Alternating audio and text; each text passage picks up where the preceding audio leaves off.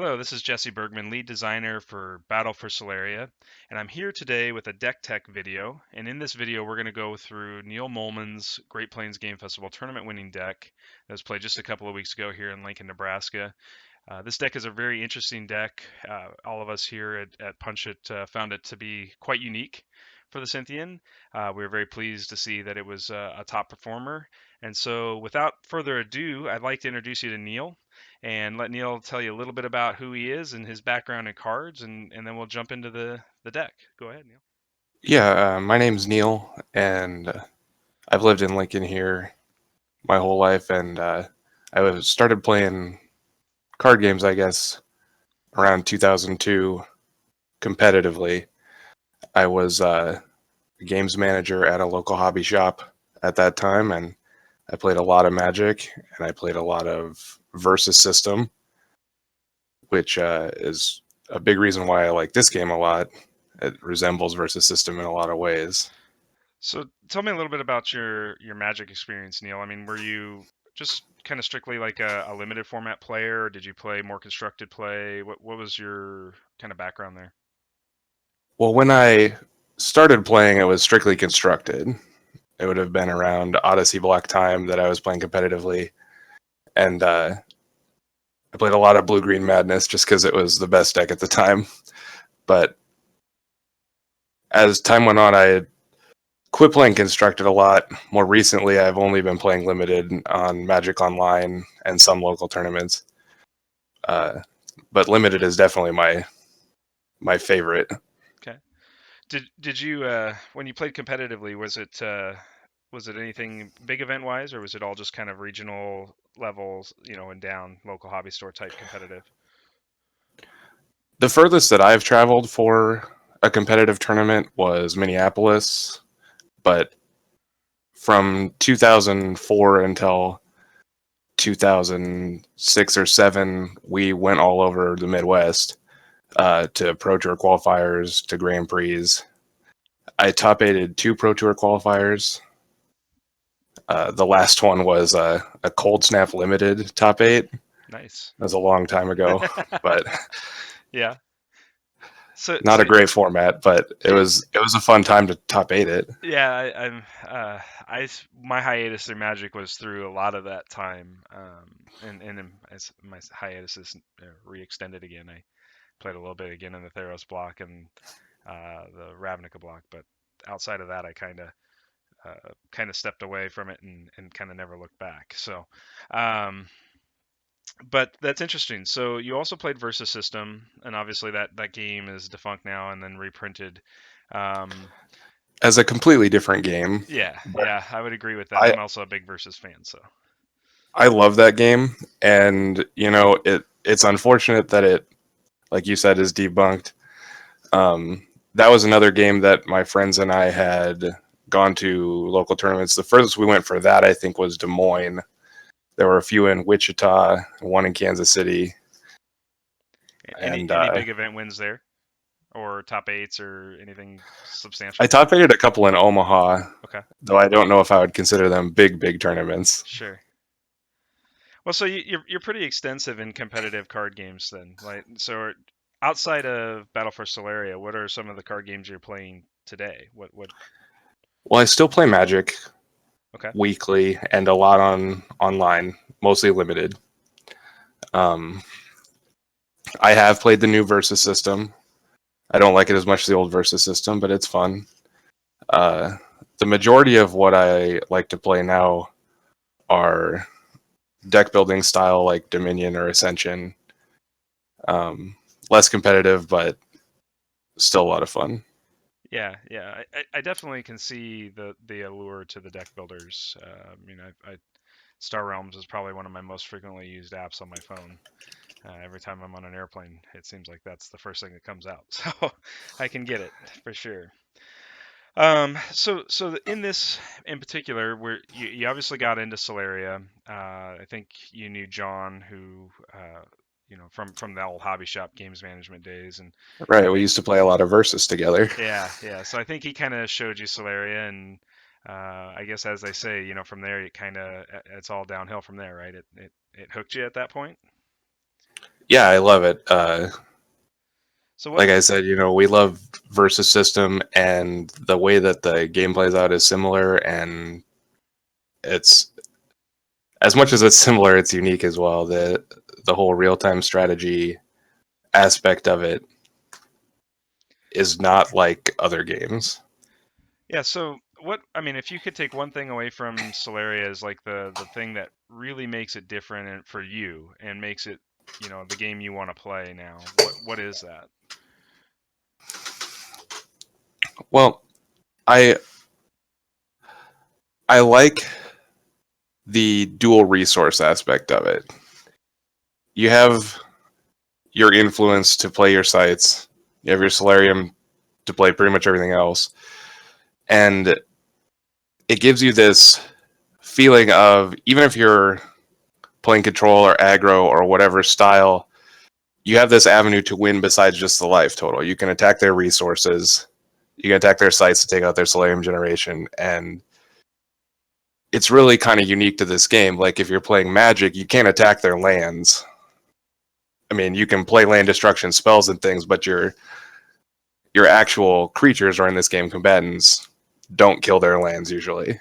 Right. And that was kind of a big back for this deck specifically, where when you come out to a proactive start, you're playing a resource denial game almost as much as you're playing like an aggro game.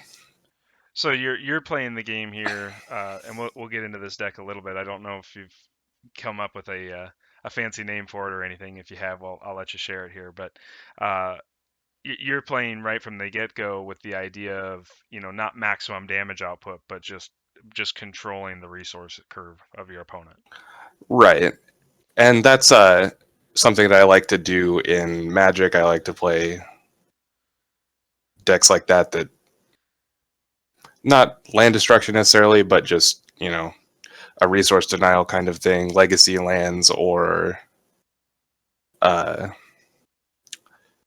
vintage shops, the kind of decks that attack the resources. And pretty much all the decks in Solaria are like that. And it makes a lot of unique decisions where, you may have the ability to play a couple low sites on a fifth or sixth turn to generate your Solarium, but it also leaves you open to these big swings where, you have this little piddly site against their team of guys or big giant guy that they've been able to play by that point in the game.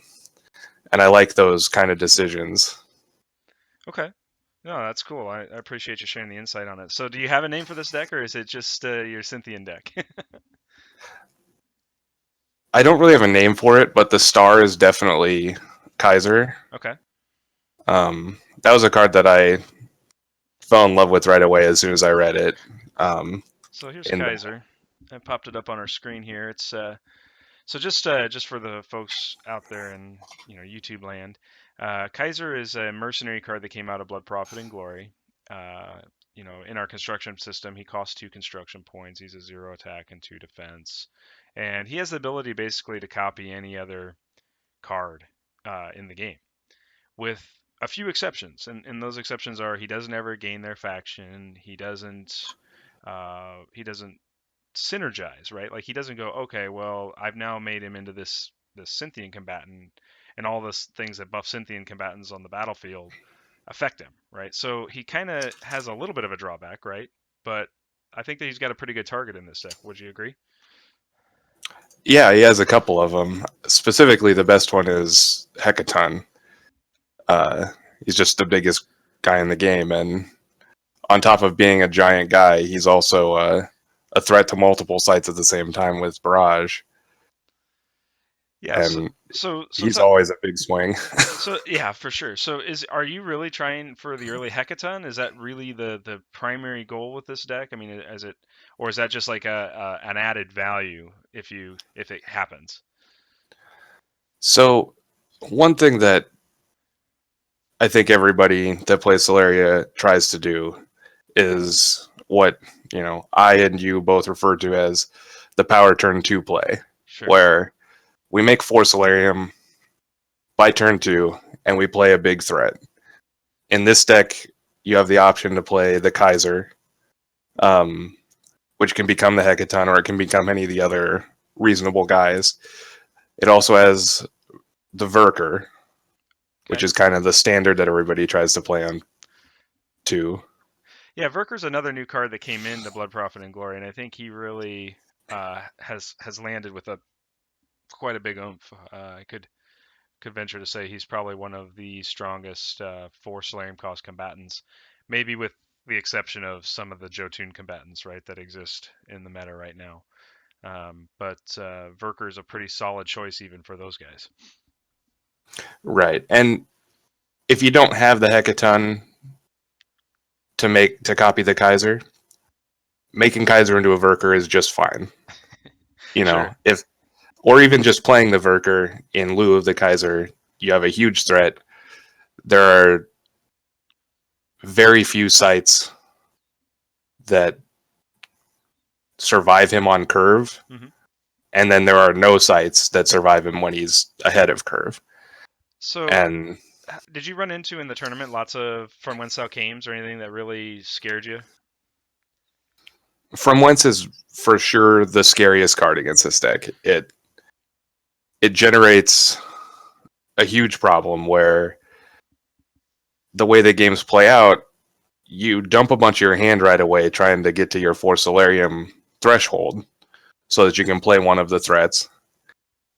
And then Kaiser is even worse because then you discard a card from your hand or your resource row to make him a copy. And if he gets from whence, if he gets bounced or removed somehow, you're down 2 cards plus whatever resources you've put into him up to that point. And that's a huge tempo swing, and it really is bad.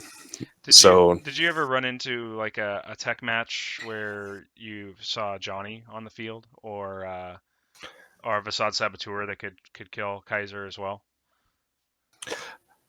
I didn't see a Johnny. I know there was one in the second place deck list, and I was worried about that.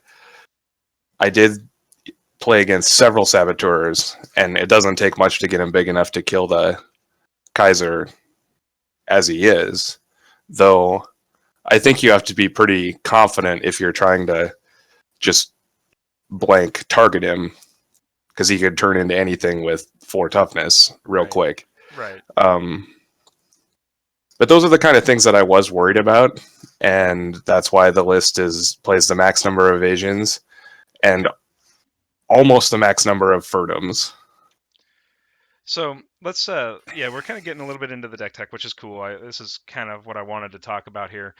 Um, I think this is a really interesting list, and I think there's anytime a list like this comes out that kind of goes against or not against, but kind of just something we haven't seen yet, right? Even in our own testing, we didn't really deep dive into this kind of configuration. We had things that were similar, but things that were drastically different too, right? We had dubiously dubbed some of our decks the Hecaburn list, which were running Kaisers, and um, but they pulled out a lot of the other kind of more expensive things you paid for, like Verkers and Solarium Excavators, and replaced those things with feedbacks and Solarium Tactical Assault Beams. And they might run a copy of Ferdum, but definitely didn't go to the three of Ferdum. So I think it's interesting because I wonder, like on a three of, did you see Ferdum in a lot of games? Yes, Okay, so even with a three of, you were getting pretty consistent play from Ferdum. yes, Okay, that's a and good thing. he's very very good, Yeah. and he does a lot of different things, and he does a lot of things that I think are good for this deck. If you look at just like if you just start reading him from the top, Yep. his first ability is just great. Like there's not very much card advantage or card selection that exists in Battle for Solaria up to this point, and he's one of the few. So very often, if I have the choice on turn 2 or 3 to play a 4 drop, I lead with the Fernum, Okay. unless I know that I'm going to combo him the next turn. Sure. So if you had Ferdum and Kaiser in your opening hand, for example, and you hit your four Solarium on turn two, you would play Ferdum first over Kaiser. 90% of the time, yes. Okay. Okay. Uh, a couple reasons for that. One, the cycling ability is really good. If I don't have a Verker or a Hecaton or even a Terminator to make a copy of on the following turn and attack, it's great because I can cycle one of the sites or a defense override or something into one of those guys. I just have a greater chance of doing the combo. On top of that, having the Ferdum counter to have essentially at least one, maybe more free evasions to protect the big play that I'm planning to make really screws up a lot of, like you were talking about, the from whence or the feedback or whatever that they're going to try to stop me with. And Facade Saboteur specifically is really, really bad when Ferdum's in play. It's going Yeah. to kill itself 100% of the time. Right. Right. So I don't have a Facade up on the screen right now, but for those that are wanting to pay attention to the interaction here, the Facade Saboteur doesn't require you to target a combatant controlled by opponent. So that means that Ferdum can redirect the Facade Saboteur back to itself or another Jotun combatant on the battlefield. So if the Saboteur can do 4 damage, it can do 4 damage to anything on the battlefield, including the player who controls the Saboteur's own sites or combatants, which is uh, it's a specific design choice we made with the Saboteur that has to do with interacting with some other cards that are going to eventually come out, and some of the cards that are already out, specifically looking at Harp the Broadcaster and Dr. Lerner. If you want to chain Dr. Lerner's, well, the easiest way to do that is with Visad Saboteur. So those are kind of some of the things that we've been looking at. And Ferdum is just kind of the Synthien's way of interacting with Saboteur in a meaningful way. Um, The other thing that Ferdum interacts with that evasion doesn't is opposing evasions, and it's a trap. yep. So it's a trap is a real problem, even for the Hecaton sometimes. It takes a lot to get them that big, but you can't evade those. Right. But Ferdum can change the site. So if you attack a site and they try to it's a trap you, you can move there, it's a trap to a different site and essentially evade it. Yeah. Same with their evasions. I played a game in the Great Plains Game Festival where I was behind to an oath key, and I was able to Centropolis that oath key every turn through his evasions because I had a Ferdum. Sure. He'd try to evade, and I would move the evasion, and then Centropolis is big flying guy. Yep. Yeah. It's this is a, in my opinion, looking at this deck list, I realize the sexy look is the Kaiser and the Hecaton, but to me, Ferdum is the real champion of this deck here. You know, the Kaiser and the Hecaton is a means to an end, but the Ferdum is just so synergistic with Yeah, everything you're doing here. Ferdum is probably my favorite card that exists in the game up to this point. Yeah, it's a good card for sure, and it costs 4 construction points. So I mean, you definitely have to pay for this card, right? I mean, I it's a made big part of real it. cuts to fit him in there. Yep, I can definitely understand that. So, so let's talk a little bit further about the combatant suite. So one of the cards that we saw it ran by Luke Greenleaf in the national winning championship winning deck for at Origins last year. You know, it's a card that in our internal environment seems to kind of sometimes get not played as often. Like we tend to go for some other different cards, but I think the card that has real merit is the Solarium Excavator. And I think this is just further. I mean, to me, this is a kind of a key cog that Synthian players have to look at because you ultimately are going, this is a better way to ensure you get your 4 Solarium on turn 2, right? Because we're gonna try to put down the Solarium Excavator. Maybe we get a perimeter alert or a Solarium mining station, which are the one or the two costing site. And then we're gonna drop Master Mining Program. And so if we have Master Mining Program, a 1 or 2 cost site, and an excavator, you've got your 4 Solarium. And I think that's what makes the Synthian so consistent But that card costs points. That card does cost 2 points, and I think in our internal environment, a lot of times when we're testing, we drop the excavators a lot because we want to put something of that's kind of a later game, right? We're going to play a little slower Solarian production to kind of get to that mid-range or late game of the Synthien, which if you're going that build, you start getting into the satellite network facilities and the experimental weapons base, which you have none of in this deck. So that was also something that really surprised a lot of us on the team when we looked at it and said, "Oh, there's no satellite network facilities, there's no experimental weapons base." I can understand the no experimental weapons base because there's no It's a Traps, right? I think experimental weapons base and It's a Trap want to be together, but I was kind of shocked to see no satellite network facility. So you just kind of abandoned the late game altogether here. Is that fair? Right. I just want to have won the game before I would play a networks facility. I think that makes sense. I just was just curious. So this is why the excavator was chosen here, right? Just to help you get faster Solarian production. Yeah, exactly. I mean, you hit the nail right on the head comparing it to Mining Station and the One Drop site. I almost consider it like a 1.5 influence site where it doesn't really do anything except it provides you the Solarium, obviously, and it comes down one or two. Like if you have the One Drop site, you play it, it's great. If you play it on turn 2, it's okay. It still gets you to 4 by 3, and it breaks the curve, and that's what this deck's trying to do. So did you find a lot of your opponents in the GPGF tournament and or particularly your higher quality opponents that you played, did they leave the excavator around? Did they just let it linger around? It doesn't have to be there for very long. The whole goal is to be playing your threat on turn 2, so they don't have a lot of time to deal with it. But you're right. I think that most players will put a heavy influence on killing it if they have the ability. Okay. I just was curious It if that really came up. I didn't know if people ignored it. Yeah, I lost 2 or 3 of them to a saboteur in several games. Okay.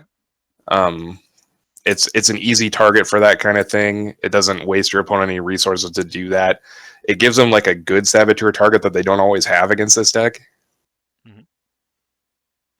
No, I like it. I just kind of one of the things I want to talk about is the strength of the deck, but also like players that are going against it, what can they do to fight it, right? And what do they need to have, and how would you tech for this kind of deck, right? I assume that we're going to see a lot of players in future tournaments after this video is released start playing versions of this deck in some way, and that's cool. I definitely hope they do. I just obviously wanted to let those players that don't want to play the Synthien and are more akin to the Jotun or play a different version of the Synthien that has the feedbacks and Solarium tactical assault beams and some of that direct damage flair.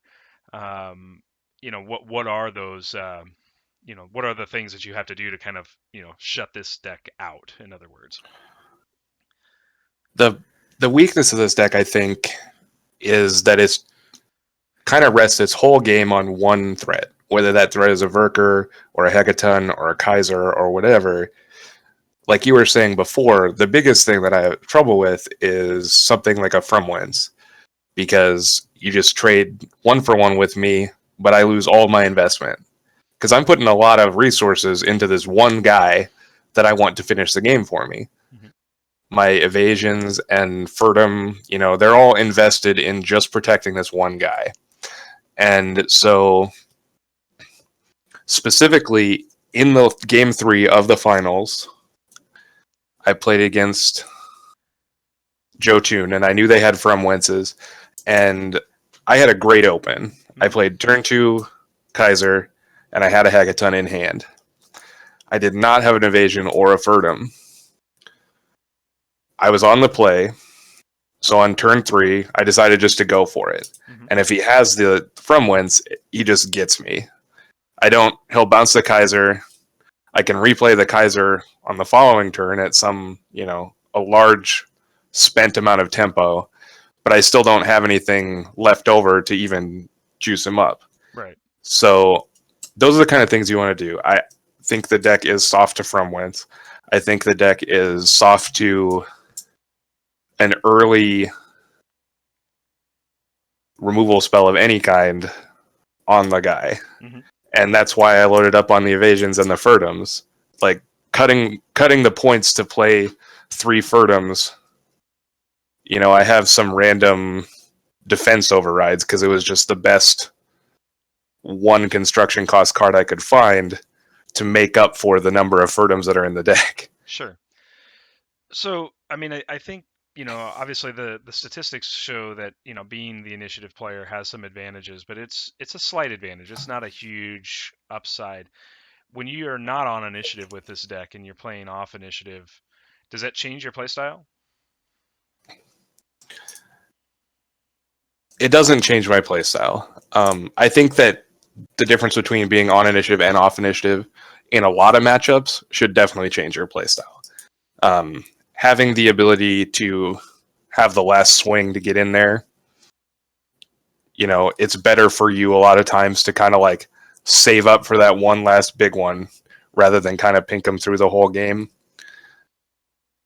But in this case, my deck only does one thing, and if I'm not doing it, I'm not winning. My deck doesn't block very well, Okay. and the sites are few. I'm only playing 18 sites, and if you start getting behind, like we were talking about how when you play aggressive, it affects the resources. If they knock out 2 of my sites, I'm a long ways behind. Sure.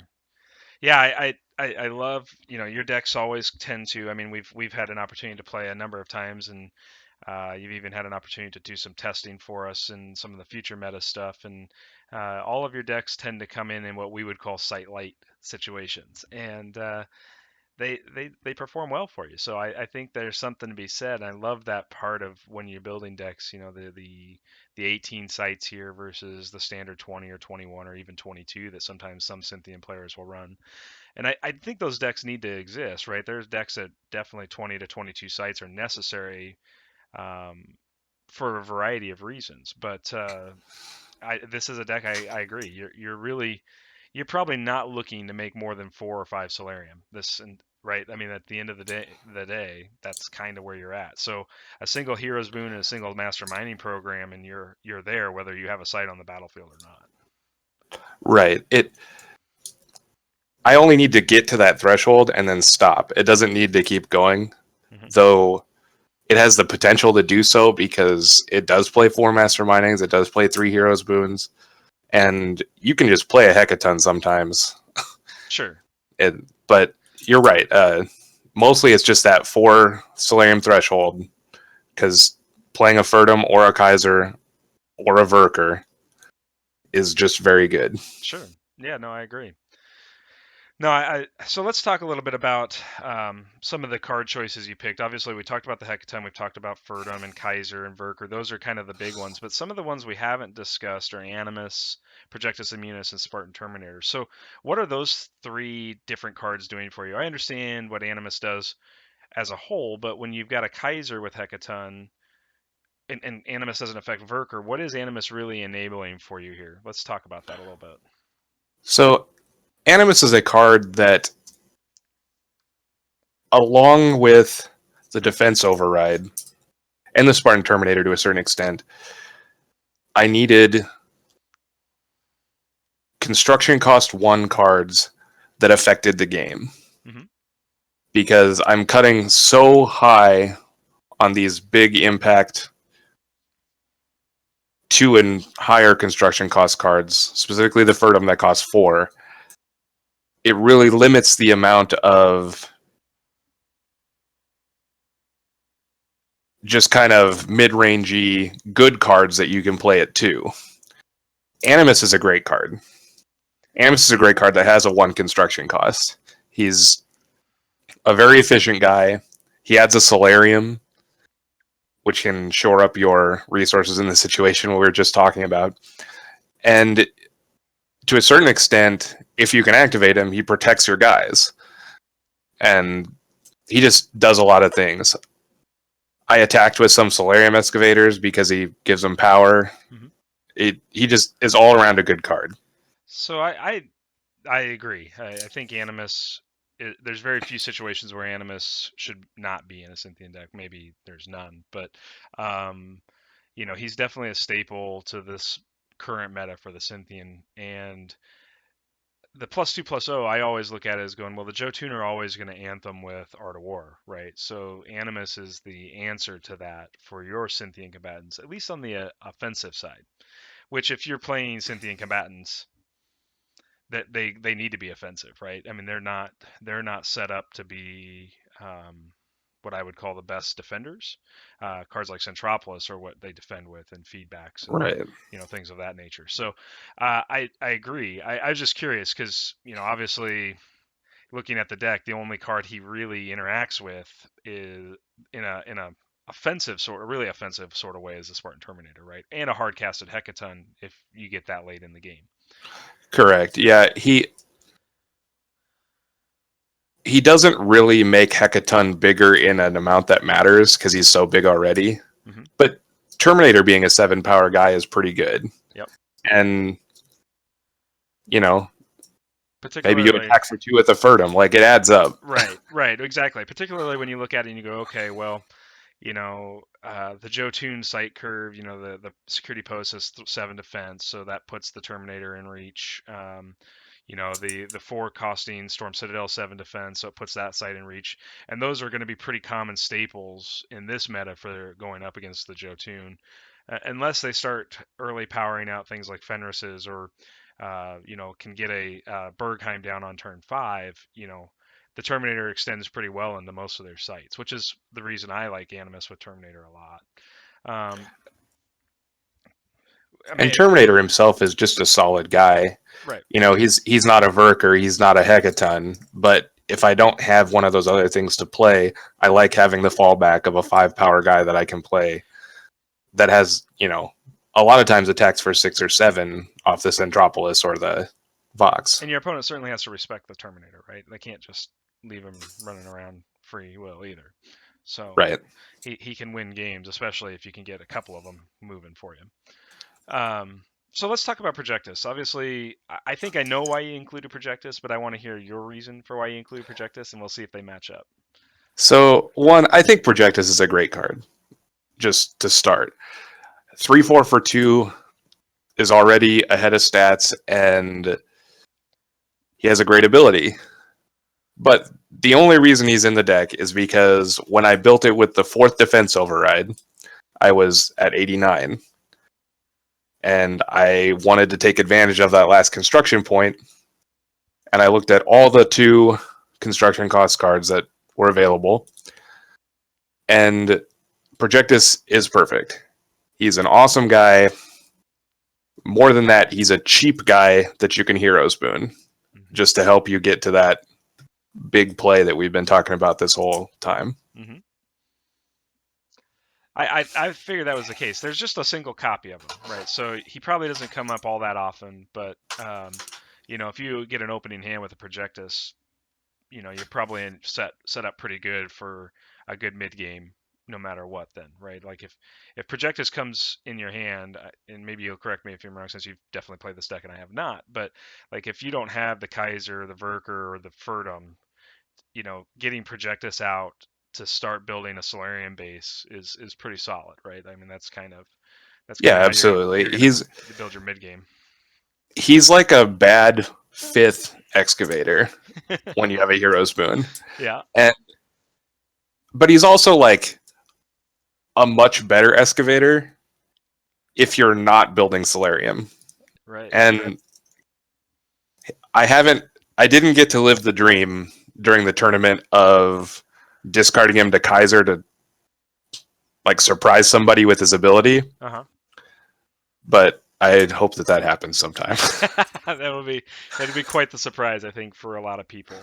So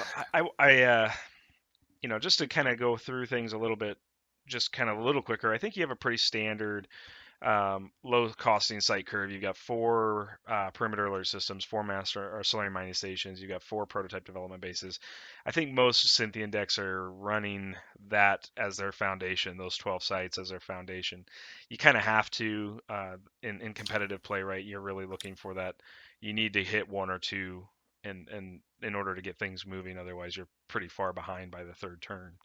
Um, I would say a lot of Synthien decks, most of them run 4 Centropolises.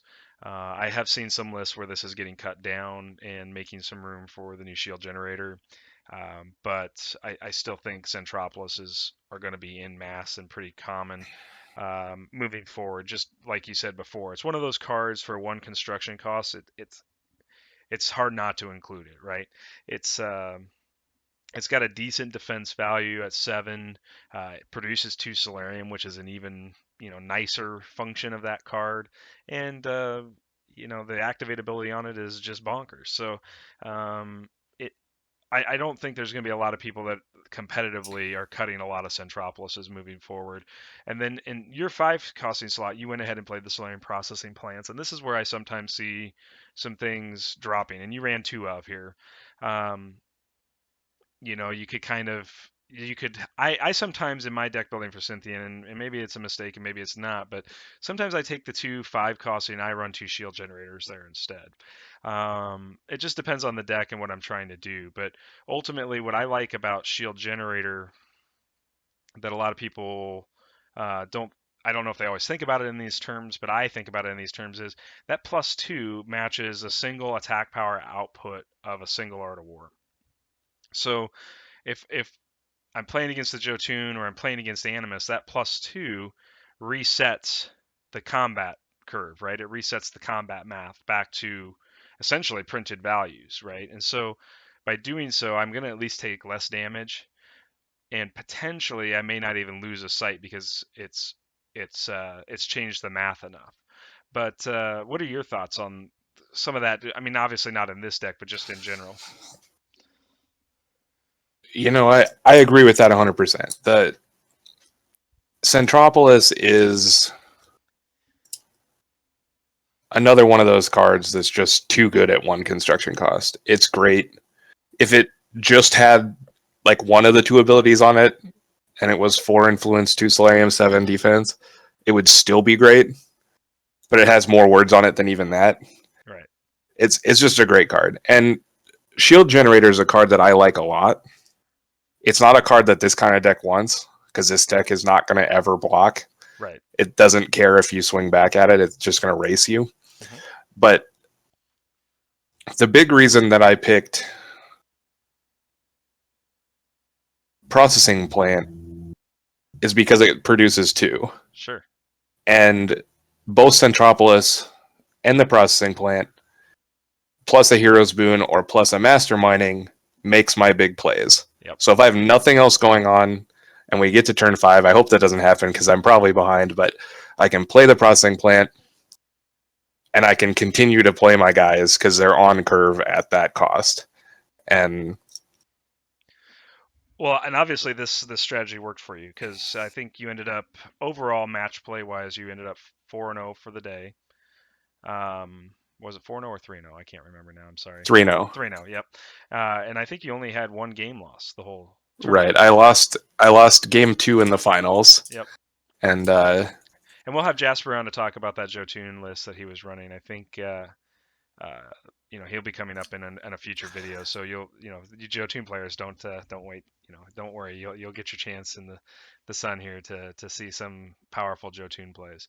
So Neil, this is kind of obviously exactly what we want to see come from the Synthien. Is this kind of control element happening without the cards that you would say are the control cards, right? Solarium, Solarium Tactical Assault Beam's not in this deck. You don't have Solarium Flares. You don't have feedback. You don't have any of those kind of direct damage abilities that really can control a tempo of a game and do much like what this deck is doing as well. But you're just doing it through a combatant curve and a low costing combatant curve at that. So uh, I love this deck. I got to tell you, it was fun to watch it played in the tournament. Um, it was fun to see. I wonder if in a larger tournament, when you have more players, some of those weaknesses are going to get really exposed over long play, right? If you had 5 or 7 rounds of Swiss to make a cut, would that still hold up? It would probably still position you in a very good place. I think I would hope you would probably agree with me on that too. But um, yeah, I built a deck to be competitive, and I felt like it was doing the most unfair things. And, you know, Masterminding Program is just an absurd card. And Centropolis is just an absurd card. So I wanted to start playing Synthien. And I just, whenever I write up a list, I just put four of those cards in it and go from there. Sure. And in this case, like I said, I fell in love with Ferdum. I fell in love with Kaiser. The whole BPG expansion is, I love it. It's great. And uh, they have all these just great guys, and I just wanted to play them as soon as I could. I think that Jasper's deck caused some real problems. Like I lost that game. We played 3 great games. And he has a lot of spicy stuff that is good against me. He has the From Wences, he has the Saboteurs, he has a Johnny. I don't know if he has more than one Johnny, but I know he played at least one in the tournament. And all those just targeted removal spells are good against me.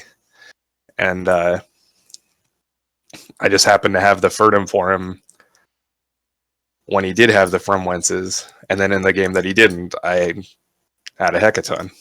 So for those people that might throw comments out here at some point, either in our community groups or whatever, that Ferdum OP or whatever, I think it's warranted to feel that way on initial pass, but experienced players know how to play around them. Would you agree with that? You know how to play around them at this point, Neil?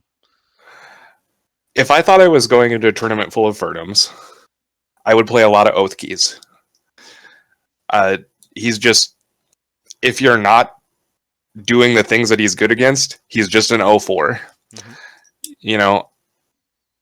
There's something to be said for playing a deck with no Saboteurs and no From Wences. If I play against that deck, my evasions are 4 blanks. And Oath Key's a real threat. If I could play Oath Key, I would play Oath Key. Yeah. But yeah. Who doesn't want a 7/4 flyer, right? I mean, that's what right. it basically turns into as an attacker. So, as much as I love Verker and as much as I love Kaiser and Ferdum, if you're trying to attack to win the game, Oath Key has to be the best Force Solarian play. And if it wasn't for the other cards in Synthien that are so good, you could build something similar to this in Jotun and replace the Terminators with Oath Keys, and you could still have Kaisers and you could still have Verkers. You just miss out on the great Solarium. Right. I definitely think there's something to be said about Kaiser Oath Key, right? Like that's a pretty scary to have like a regular Oath Key and a Kaiser side by side that is an Oath Key. That's not fun for anybody. There aren't a lot of combatants with flying in the game. Yep. There aren't a lot of combatants with 7 power in the game. Yep. He just has both of those things. That's right. That's right. So, I mean, I appreciate you coming in and talking about this deck. I know we're going to have another tournament here at the end of April at PretzCon. Are you going to come with this deck? Do you want to let the world know that, or are you gonna show up with something different this time around? What's your thought process with that? At this point, I'm still planning on playing this deck. I have some changes that I think I want to make, but it's only been a couple weeks since Great Plains, and we'll see. I definitely plan on playing. Excellent, man. Well, the next thing we're gonna do is we're gonna shuffle the deck up. So sit tight, everyone. We'll shuffle the deck up. We'll come back at you here with the deck shuffled up, and we're gonna draw some opening hands. And Neil's gonna walk you through whether it would be a hand to keep or how he would play that hand. That's just going to help you kind of get a better insight on how to start the game. Obviously, once gameplay starts happening between both players, decisions are going to change drastically, and that's where just time playing this deck and practicing it will matter. All right, so I'm still here with Neil, creator of this Synthien Hecaton deck. We'll call it the Synthien experiment. How's that? We're gonna give you. I like that. We're gonna give you a deck name right here on the spot. The Synthien experiment. So Neil, this is a sample opening hand. This is looking at the cards and just walk me through. Would you keep this hand? No, Yeah, 100% no. yeah, I agree. I think it's pretty obvious that this is not a keeper. So the big reasons why is because you're always looking at your sights. Number one, number two, you don't have any Solarian production, right? So you're not going to even get out of the gate with any of this. You have the Kaiser Hecaton combo, which is nice. You also have the Verker, which is also equally good. So you've got some. You could put together an early game threat through Verker, right? I mean, a couple of things like that. So there's parts of that hand that are nice, but ultimately, Right. If you drew really well and you drew a one or two sight at a masterminding, you'd probably win that game. right? But if you when we were talking about the sight curve before, there's only two 5-drop sights in the deck, and that's the biggest sights in the deck, and you drew them both. Yeah, yeah. So maybe I'm jinxing you with my typical drawing capabilities. Ah, here we go. We got a probably much more traditional or standard opening here now. So, I mean, let's talk about this. This seems like I mean, this was a mulligan hand, but this was a pretty good mulligan hand, right? Like, there's a lot of tricks here already. Absolutely, this hand's great. This is exactly what you want to see. Right. Any hand that has a masterminding, I will consider keeping regardless of situation. Okay. I won't 100% keep it, but having the masterminding is you're well on your way to winning. Sure. So And you're not going to hit the Ferdum on turn two, right? We're not going to get the power four play here with this hand, but this is right, still just one turn off tempo. So it's I would say this is probably that above 60-70% of what you want kind of thing. yeah, absolutely. This hand is perfect. I strive for the turn 2 power 4 drop, but more realistically, the deck plays that thing on turn 3 Sure. or turn 4. These cards are in the deck to give it the opportunity to go off. But otherwise, it's just very consistent because all its sights are low and it has a lot of good Solarium production. In this case, the Excavator doesn't ramp you because you're not playing on turn 1, but it does provide you the guaranteed force Solarium. Right. I say guaranteed, but it might get, You killed hope by the a mining feedback or yeah, I whatever. was gonna But say you hope the mining station lives or the excavator doesn't die, right? That would be a bad slowdown to your tempo here. But I mean, yeah, I agree. Like, so it's turn one, you're going to probably master mining into your influence row. So that card's going to come out turn one and be face down. You're not going to play a sight, so you're going to pass back, and then an opponent's going to let you probably take a turn. Again, I don't think he's going to be able to stop it, and so you draw another Terminator, another X Verker. So now we're what you obviously put the heroes to be down, right? I mean that's the red yeah, card sure. there. And so then do you play your mining stations up front here? Do you try to feint players into thinking that you might have it's a trap? Not usually. Okay. I in this deck normally, if you had the one, you would put the one in the back row and the two in the front in this case, Hmm. knowing that I don't have the 3 or the 4. Hmm.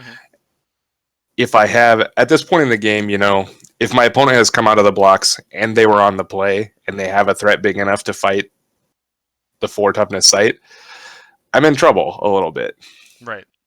So Um, so a question I have is do you risk revealing the masterminding here, or do you keep it down and just play the no, I, excavator? I would just play Excavator. Yeah, I don't think it's good to reveal your mastermindings if you're not going to use a Solarium. makes sense.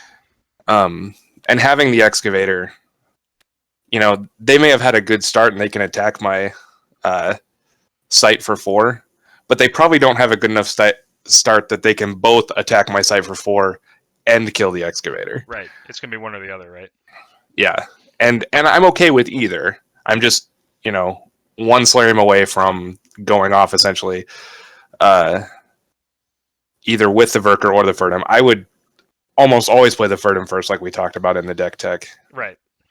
I think it makes sense, and I think that's probably the right play looking at this because even if you lose the mining station to an attack here, going into your opponent's third turn, right? If you're off play, if you're on play, you may not even be facing that yet, so the mining station looks pretty Right. safe. If you're on play here, your opponent can't kill this site probably before you're going to get to 4, and getting Ferdum out. First off, his built-in evasion makes him a safe target for your hero's boon. You know, Uh, Absolutely, he's a great target for Hero's Boon. yeah, so this is where Verker's not the right play, even though he's the most aggressive threat, right? You were talking about you want to finish games quick, and Verker would definitely help you do that. But Ferdum in this particular circumstance is a little better because the Hero's Boon with his counter, you can keep Ferdum around with that 2 Solarian production longer to stabilize your board, right? And you can cycle one of those Terminators into a card that's going to matter. Right. One Terminator might matter, but 2 Terminators are probably not going to matter this game. I'm not going to have time to play the Verker and 2 Terminators Right, because that's because I 12 would always play Solarian. the Verker first. Yep. And Yep, it's 12 Solarium between those. Right here, these 4 cards are 16 Solarium. So when you think about it in terms of this deck and it really making 4 or 5 Solarium every turn, you're not going to spend 3 turns setting this board up. It's you want to move faster than that. So right, you're going to start digging for that Kaiser, right, to get that Hecaton on the field. You're going to do some of those things at this point. yeah, essentially any 2 cards that the Ferdum draws are better than the Terminator. Yep, makes sense. All right, so let's take another opening hand and see if we get a little different result, and maybe we'll show some consistency or lack thereof, or whatever. It's we're just This doing. deck draws some bad hands, as you saw in the first hand that we drew. All right, so this is definitely not a good hand. What would you do here? Well, since it has the Masterminding, I would consider it. I wouldn't consider this one for long. I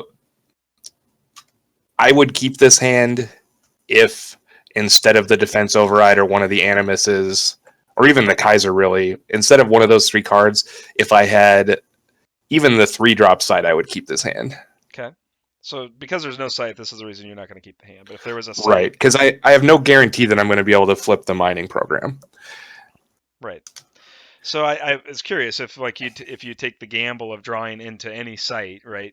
Because if you draw into any site here, you do go off, right? And you can get Ferdum out. You've got a Hero's Boon target again. Now you got Animus. Kaiser can turn into another Animus, and things are pretty crazy. So Right, like I said, I would even settle for the 3-drop site here, where I know I wouldn't do it early, but on turn 3, then I would get to play that site and sure. flip the mining and play Ferdum. All right. Let's see if the mulligan turns out better for you.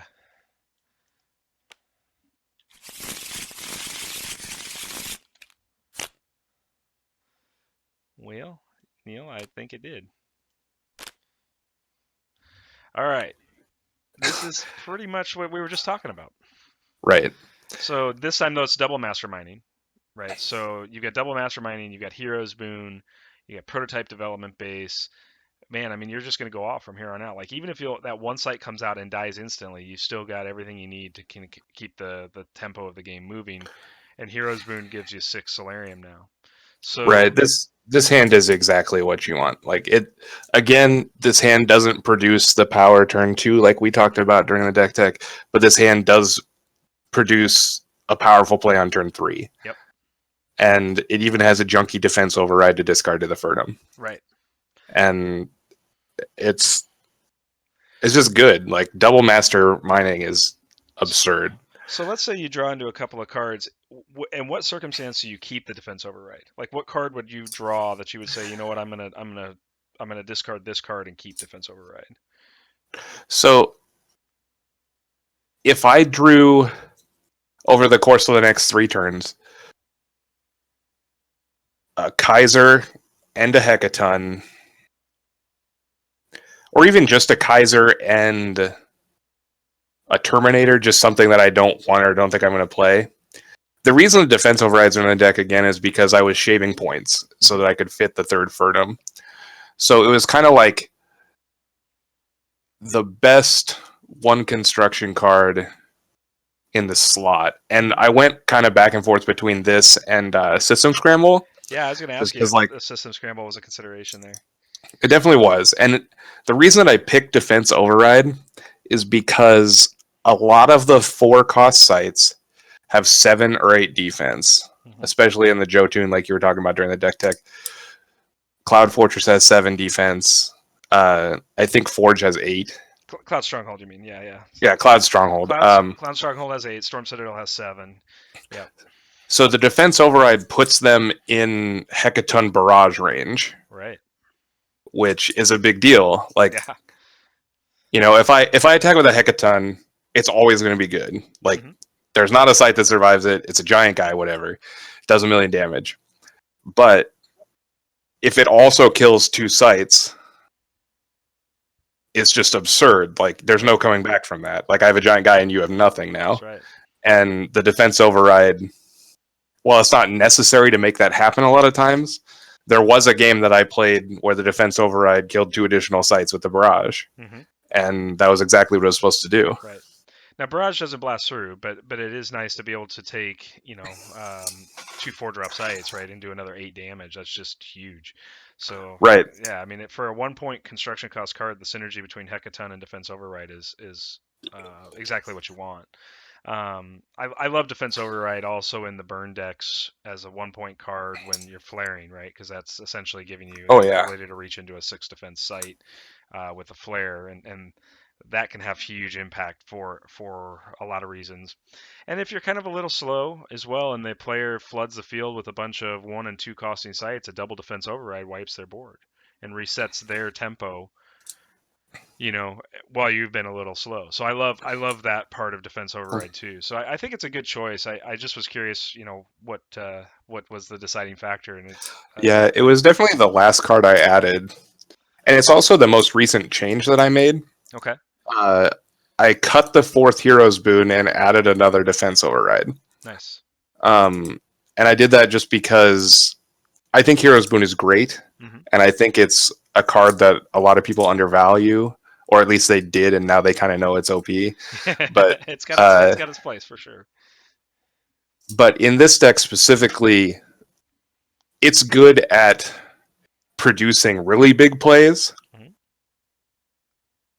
but it's not great at producing like the play I want to make, because the only target for it before you would play your 4-drop is the one copy of Projectus. And in that case, it's absolutely wonderful. But otherwise, you're playing it on one of your 4-drops that you played on a Verker or a Kaiser or a Ferdum, Hmm. or even an Animus if you're going that far. Uh, and then it makes it easy to play the Hecaton the hard way. It makes it easy to like do your 4-drop and add a Ferdum counter, stuff like that. Right. But it's not essential.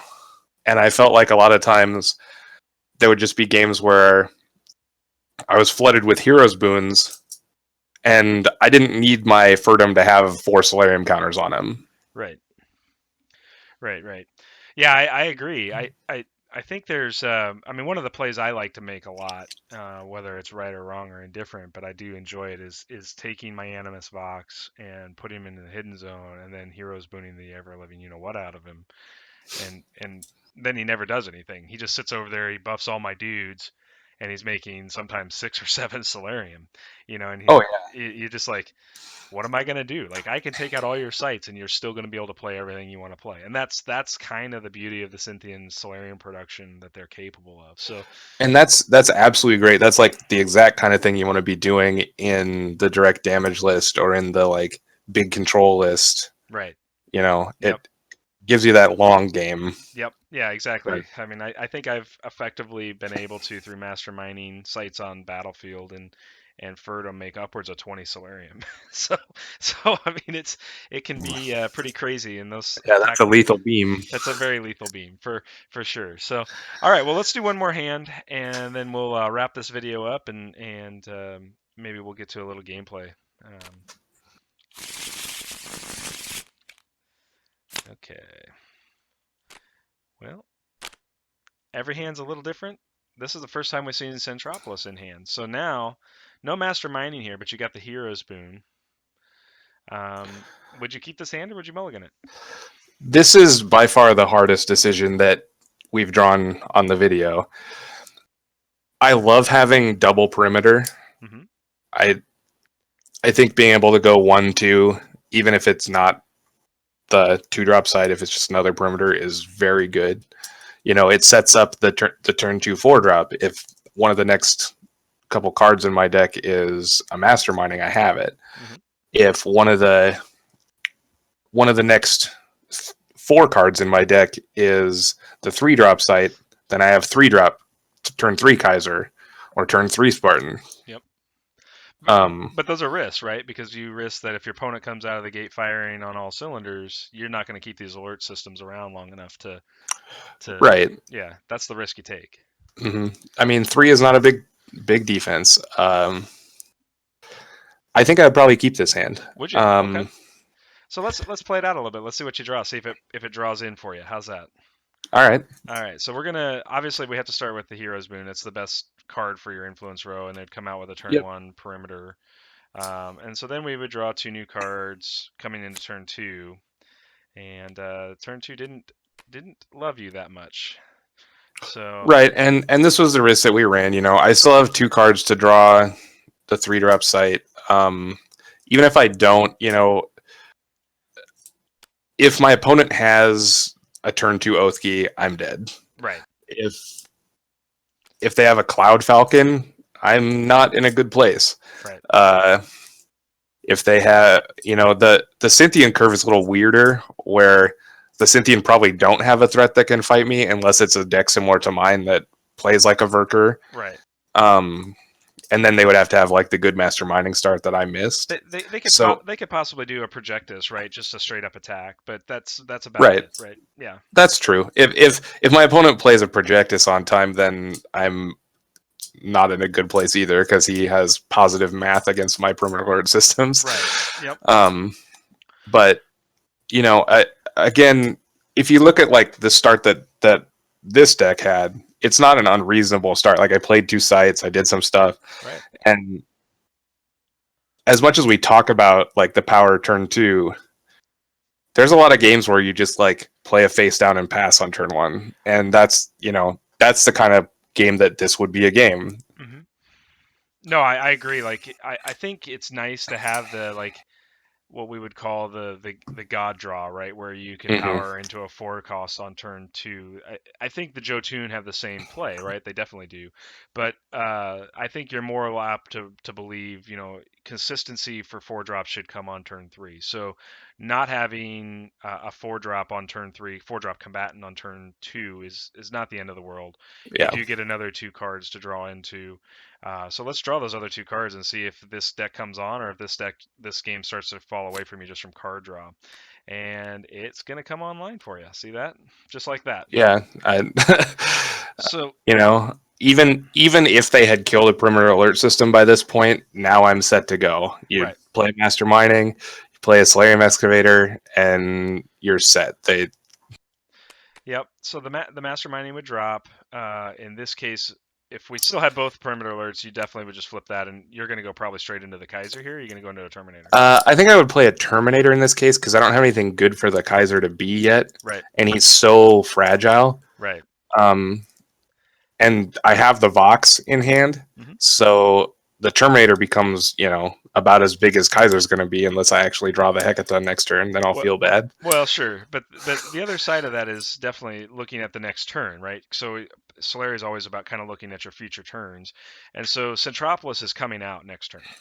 Right, and Centropolis is going to give him a +1/+0 alone. It's going to make 2 Solarium. So even if you lose both alert systems, because you have Excavator on the field, as long as the Excavator survives too, of course. But you get the Centropolis down, you make your 5 Solarium. You've got an Animus Vox and a Terminator on the battlefield. That's scary. That's 8 attack out of the Terminator and 4 from Animus. So you're talking about swinging for 12. That's as much as the Hecaton. And Yeah. The one thing that would make me consider playing the Kaiser is that our 2 face downs are Hero's Boon. right. So playing the Kaiser this turn, we could play both Terminators next turn, or a Terminator and an Animus and an Sure. Excavator or something crazy. And in reality is if your opponent tries to do something with the fragile Kaiser, you still got an Animus to discard to him, which is still going to Yep. synergize to the Terminator. So yeah, I mean I could see that play too. So it's interesting. I think that's it shows a good variety of when things are going pretty well and when things aren't necessarily going pretty well, how the deck can kind of draw back in with the draw 2 cards mechanic. Not sure there's much else. I definitely would say, Neil, if people wanted to follow you, like to stay up to date or ask you questions about this, where can they reach out to you? I mean, where would you like them to reach out to you? I'm on Facebook and Twitter. All right, great. I'll link those into the comments section of this video. feel free to add him. Also, everyone, Neil is part of the Battle for Solaria Facebook community. I'll link that into the comments or into the video description as well. Great place if you're interested in Solaria to jump in, talk with other like-minded players, strategize about decks, get into the conversation. We bring up cards of the week there. So it's a chance to kind of talk about the metagame a little bit more.